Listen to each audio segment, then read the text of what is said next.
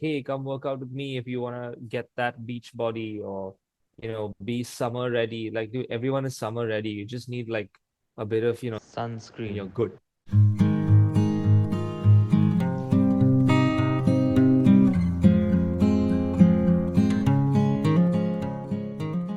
Hi, I'm Sky Cardos, the founder of Kind Hearts Brigade, and welcome to our podcast, Simply Be Kind.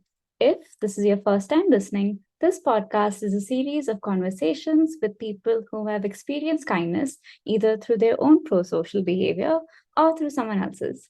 We hope that this episode inspires you to do one kind thing today because it's easy to simply be kind.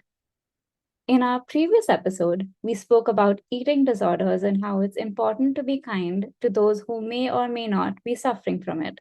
I think the biggest takeaway from that episode was to be kind to the people you meet, and maybe let's not consider their appearance in the first place.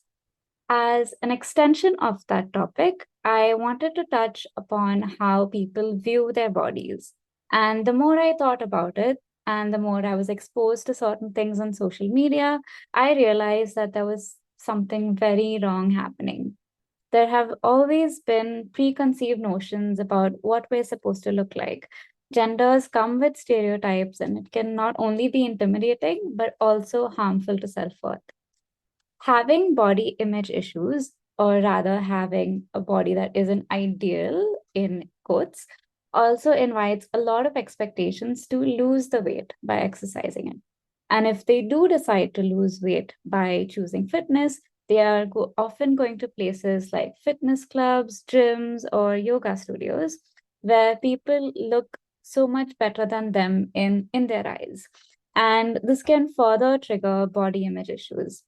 I felt this personally, not the losing weight thing, but when I was trying to gain weight and try to get stronger, the loudest voice and the loudest advice that I received was to go to the gym. And with someone with anxiety, I could barely be there for a minute. I went there and I ran away so fast because everyone seemed to know what they were doing. I have a lot to share and I could go on and on, but first I would like to introduce my guest. For today's episode, we have two fitness professionals. I generally don't get professionals in quotes on the show because I want to focus more on personal experience. But these two have had their own share of body image issues, which is why I thought they'd be perfect for this. In this episode, they're going to be super brave and share their stories, but they're also going to debunk a few myths about fitness. And I hope you stick on to this episode because you're going to feel so much more motivated and so much more relieved after this. Let's welcome our guests. We have Jeremy Ferreira, who is a CrossFit instructor, and Gigi Dcruz, who is a yoga instructor. Hi, welcome. Hi, it's nice to be here. Hi, I'm excited to be here and discussing this topic today. I want to start off by getting to know the two of you. Jeremy, would you like to share about your journey with body image and body issues?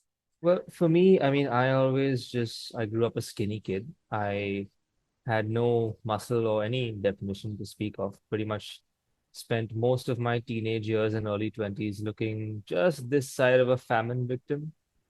And that's kind of how I was perceived, despite being reasonably tall. So getting into fitness, I mean, it was a stop and start thing for the longest time until I found something that really worked for me, which is why I stuck with CrossFit. Yeah, I think the famine thing is something that I relate to growing up as well. Like people would always ask my parents, like, have you not fed your child today? Why is she still so skinny? Yeah. Gigi, what about you? Is your story similar? It's not really similar, but growing up, I was an athlete. I played football and I was very active. I looked a certain way, I felt a certain way. And I feel like just the people around me, their expectations have always been for me to continue looking that way. To some extent, yes, what people said, their comments, their opinions did impact me to a great extent. It did affect how I viewed myself and how I treated myself. And I also internalized that so much, which I've had to learn to accept and find a way around and just try to be kinder, more loving with myself. Yes, the more we speak about this, the more that I realize that there's a lot of influence about how we see our body. In my research, I've read that it's primarily media and any kind of media. This could be like social media, or it could be TV or magazines or anything that really change the way you perceive yourself. And the research stereotypes it a little bit. Like they say that when women watch more television or they read more fashion magazines, and who had engaged in a large amount of sporting activities had a higher level of body concern in adulthood. And that's actually sounds a lot like what you've been through, Gigi.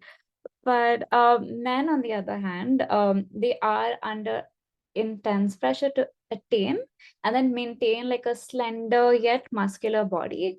And there's just so much pressure on everyone. And this just, yeah, it does sometimes doesn't seem to make sense. Gigi, is that how you became a yoga instructor? Yes, so yoga is very different from football and athletics if you think about it. And when I was a teenager, I got something called PCOS, which requires one to live a very holistic, balanced life in order to manage it better. So, a lot of things that I believe to be true, like work hard, gain hard, push as hard as you can, get those results. I think as I grew up, I realized it's more holistic than that. And my doctor, when I had PCOS, told me, why don't you start doing yoga to help you bring a little bit of peace, a little bit of calm in your life? And I thought, okay, why not? Every time I went somewhere for a class, it's not that the teachers weren't good. Somewhere I felt like they were not really catering to me because my body was trying to send me messages. It was actually screaming out, and I wasn't listening because I thought, okay, this is a set formula that works for everybody. But what was important here was for me to listen to myself, listen to my body, see what it was asking for, and cater to that. In order to do that, I decided to become a yoga instructor first for myself. And once I saw the light, as I like to call it, I couldn't help but want to do it with everybody else as well and reach out that way. That sounds lovely. And I mean, that also sounds like you've been able to sort of find your peace within all of that noise and all of that chaos. Yes, that's true. Jeremy, what about you? Is your story similar? Well, my my story about how I became a CrossFit instructor is it's not like most. I mean, I was at a point in my life where I didn't have a lot of control over many situations. And I sort of felt like, right, okay, my fitness, my body, my skills, my abilities, this is something that I can control. So let me develop that. And then I found that like I said, I really like CrossFit, and this is something I wanted to do. But I was sort of in my late 20s and pretty broke. So I sort of realized that, right, I can only afford to do this for so long. So if I want to keep doing this, I need to find a way that people will ask me to keep doing it without Right. having to pay for membership. So for most people, I mean, most instructors will say like, oh yeah, we wanted to help people. We wanted like we enjoyed like helping people achieve their goals. But for me, that came later. It definitely came, and is why I stuck with it, and it's why I made it my main career. But yeah, that didn't really start off that way, unfortunately. It's a bit embarrassing. Yeah, actually, the motivation sounds great. If you're going there for the first time, you assume that everyone is going to be better than you. But someone was telling me that sometimes all that matters is your intention and how you begin your journey, and the intention matters, and then it helps you create like a good mindset for it. So I mean, like with goals, it's about, I mean, having the right type of goal. Most people that you meet on a day-to-day basis will say, "Oh, I want to lose weight." And I mean, with that, the problem, I mean, while it's a good goal to have, sure, especially for people who like need to for medical reasons, but it's still a sort of one-dimensional, like goal where it's numbers on a scale. Your weight is so much more than just a number on a scale. And when people don't see that number move either up or down, whether it's weight loss or weight gain, they feel like they're not achieving anything. They're not getting what they want, or that they feel that they are themselves like some sort of like a failure because they're unable to just shift that number one along or one down.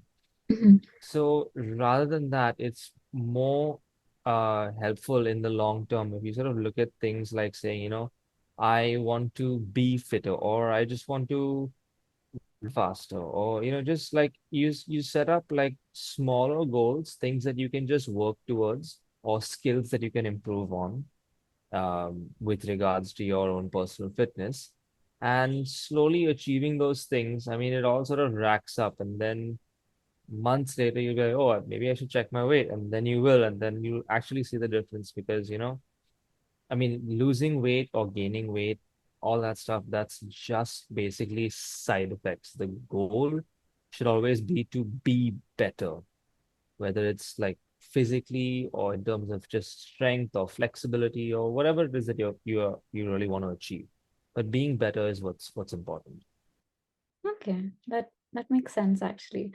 And I've also heard about this one a day goal. I'm not sure what it's called, but so it says that if you do at least one thing in a day, that's good enough for you to build a habit. So, for example, instead of doing 50 burpees, you do at least one, or instead of doing like five Surya Namaskars, you do at least one.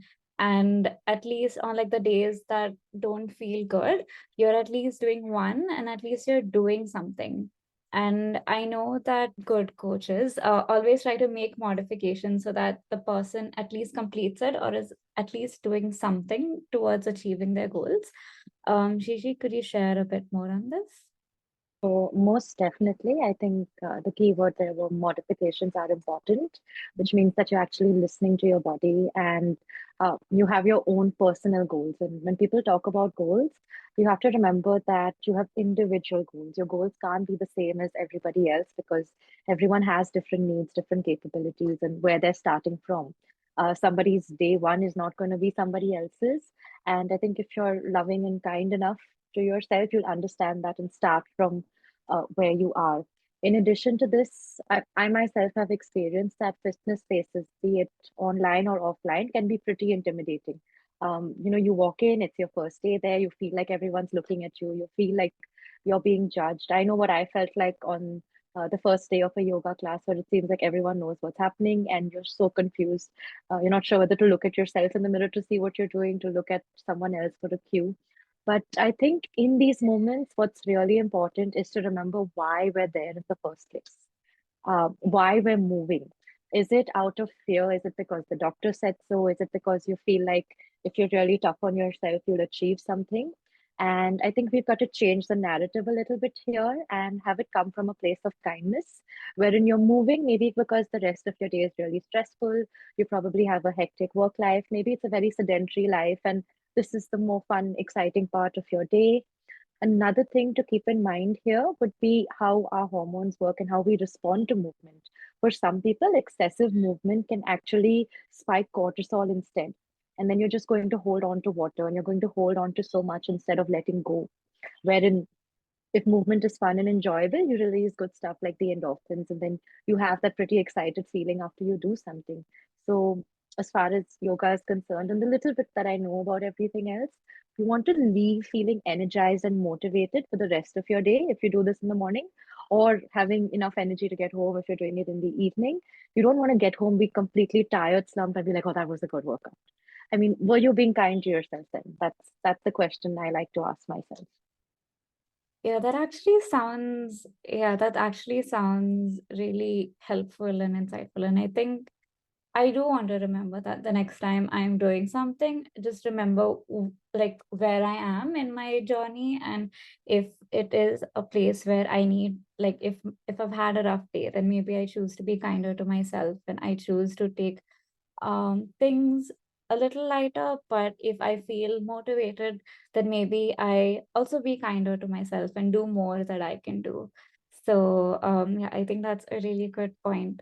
But I also again wanted to touch upon like what we spoke earlier about just society's expectations, and a lot of biases seem to happen at the gym or any other fitness studios. I also sort of know that fitness places are designed to thrive and maybe capitalize on insecurities. I mean, it's not just like while gyms or fitness studios and that sort of thing, it's all everybody needs to make money, obviously, because spaces cost rent and all that's fine.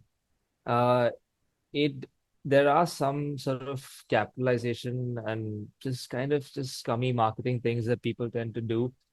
And it also ranges from management and the trainers. Like, on the trainers end, you tend to see biases in the sense of like people just, or trainers rather, assume that anyone who walks in and doesn't already have that sort of, cardboard cutout, like cookie cutter perfect figure, they just assume that person, if they're a woman, is there to lose weight. And they assume that if it's a guy, that they're there to put on muscle. Like that, it's such a biased view.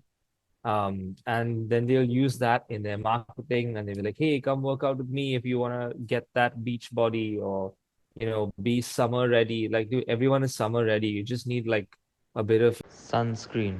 You're good. That's it. Um, but then with management, it can get even more predatory.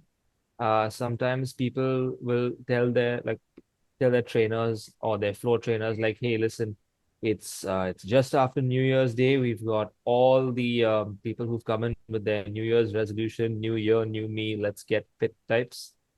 So when they come in the first week of Jan, you put them through the worst possible workouts that they've ever done, because they've already paid for the year, and if they don't come back, so much the better. So I was right. And sometimes it is really designed to work against you. Yeah, it can be pretty, but I mean there are always going to be bad and good spaces in any industry. Fitness is no stranger to that. So I completely agree with what Jeremy's saying. I'm going to say the practice of yoga is no stranger to that either. Often people use the words like burn calories or tone up and get really flexible when it comes to yoga. But once you start practicing, you see that that's not the true essence of the practice at all. So one thing I like doing is when someone signs up to practice with me, I send them a form and they have to fill it in. Now, what this really does is no doubt it gives me their information that I need to know, but also gives me their intention. 9 out of 10 times, someone will say, I want to lose weight. And then we have a call where we go over where this is really stemming from. And then once they start doing class, almost everybody comes back and says, you know what, this was my goal. But now that I'm practicing, I've realized that that's not the essence of the practice. I feel like being not necessarily being happy, but just being content, looking forward to something every day. Even if there's just one thing you find joy in, just that is the new goal, rather than just I want to lose weight or I want to look a certain way for a certain something. And sometimes the effect of society and social media can cause a strain. Like that could get in the way of a very genuine, honest practice, be it in a group or by yourself. So yeah, I mean, I see words like calories, toning, muscle, flexibility. And no, that's not the essence of the practice at all. Those may be things that happen, like byproducts or side effects. It could be something that happens along the way. But I feel if people are making promises like this, then you really want to reconsider and think about if this is a place you genuinely want to invest your time, energy, and effort in.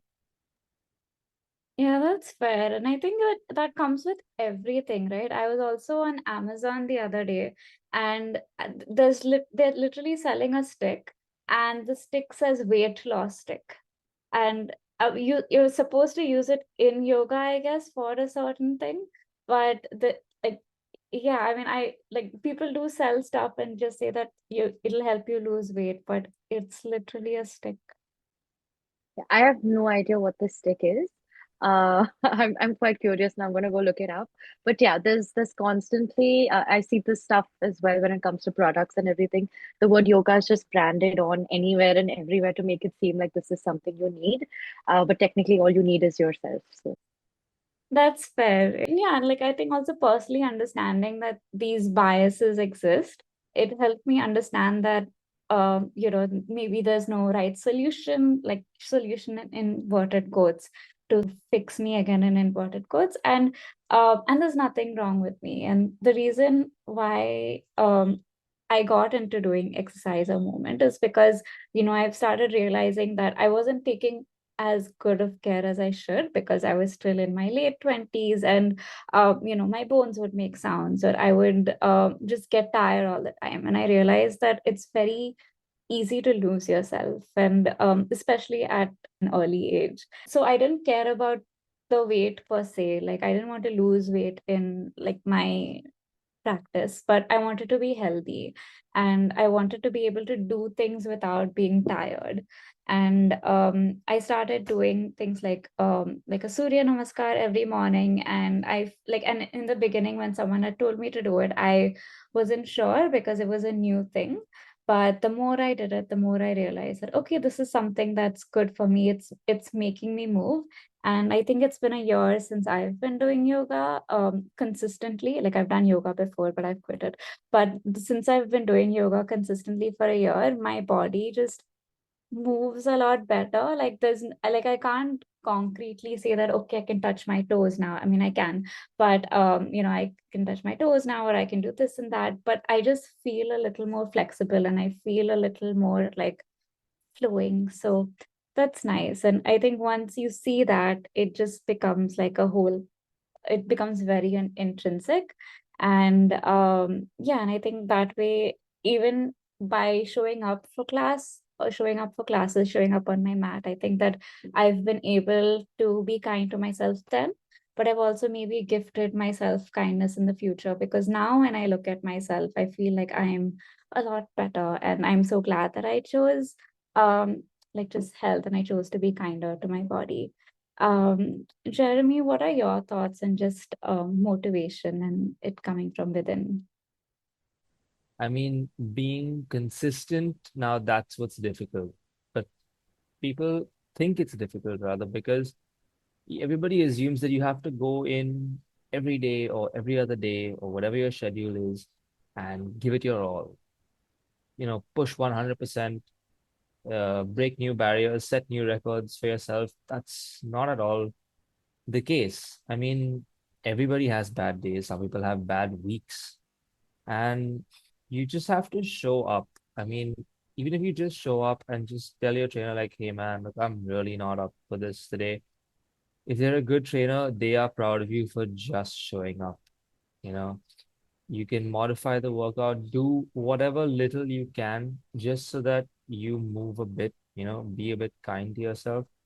And I mean, at the end of the day, just by showing up, and even if you just walk or row or bike for a bit, that's way more than anyone who's just sitting at home on the couch watching TV, lying in bed, being bored. So yeah, even if you just do a little bit, no matter how little it is, it counts. And doing that little bit on the days when you feel like doing nothing at all, that to me as a trainer is more important than showing up on the days when you feel phenomenal. I think I half agree with Jeremy here about the showing up, but that's only because my personal experience has been such that I always pushed myself so hard to show up and go really hard, like really train hard, whether it was athletics, whether it was football.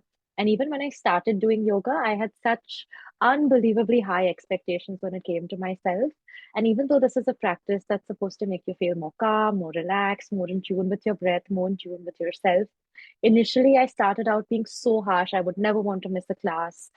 Anything I struggled with, I would practice it and practice it. And I feel somewhere in the midst of all of that, I was just beating myself up more, abusing my body when I could have been so kind. I could have rested a little bit, done something easier on one day.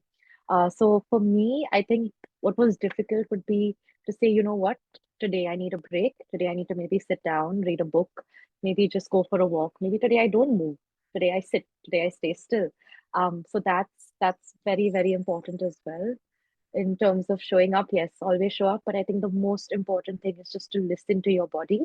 And when the term or when words like lazy are thrown around, see where it's coming from. Is it because somebody's called you lazy? Is it because it's out of fear or out of guilt? Like, hey, you're not moving today, so this makes you lazy. I would say that's the key to knowing where you want to go and what you want to do on a particular day. Yeah, no, that is definitely a very good way to put it for sure. Like I recently I had a class with someone who's like been in the CrossFit space for way longer than I have. And he actually said something very interesting where he was like, doing these sort of things for the long haul also means knowing when you're not at your best. It also means knowing when you need to just take a day, and rest days are super important. It really is. I cannot like overstate the importance of rest days. And absolutely, I mean, if you feel what you need that day is to just not move, then don't move. Get your rest. It's better to be able to move well on one day than move badly on 5 days. Absolutely, 100%. Because yeah, I think it's super important to be kind to yourself and to be kind to your body, and just know that your body is trying their best. And just to kind of summarize, I would like to sort of throw a question to Gigi and Jeremy. um, how do you be kind to your body, especially when it comes towards just being better? Yes, sure. So I'm going to summarize and keep this short. Just four things to remember. The first thing is your intention, why you're doing what you're doing. That's the most important. The second thing is to be patient with yourself, because there's going to be a little bit of trial and error till you find what works for you. You have to be patient, you have to be loving, you have to be kind. The third thing would be to think about how much agency you have, to remember that you're the person who's driving this car, that you get to call the shots, that you get to make decisions. Yes, I totally recommend having a coach, having a trainer, having somebody guide you, but you don't want it to be like them giving you instructions or having just them tell you what's best for you. You want it to be a two-way street where there's communication on both sides. You give them feedback. You say, this made me feel good. This worked for me. This didn't work for me. And I feel like last but not the least, I said it 1,000 times, I'm going to say it again. Be very kind, be very, very loving with yourself. So, I mean, those are all really good points, and I don't have all that much to add, except just it's really important to remember that, every person's journey is unique to them. I mean, showing up to a class and being the only person who doesn't know what's going on, that's okay. Not enough people will tell you this, but it's the truth. It is okay to be unsure. It's okay to not know. Your journey is your own journey. Be kind to yourself. Understand that it's better to do this like out of a sense of fulfillment, out of a sense of like just basically positive thoughts rather than like a fear of this is what will happen if I don't do this. Not at all the case. Take your time. You're only ever competing with yourself, and even then, that's only if you want to. Yeah, that makes sense. I think it also helps to just set an intention before and after, and just don't be too hard on yourself, and just measure progress wherever you need to. And I think it also helps to have an accountability partner.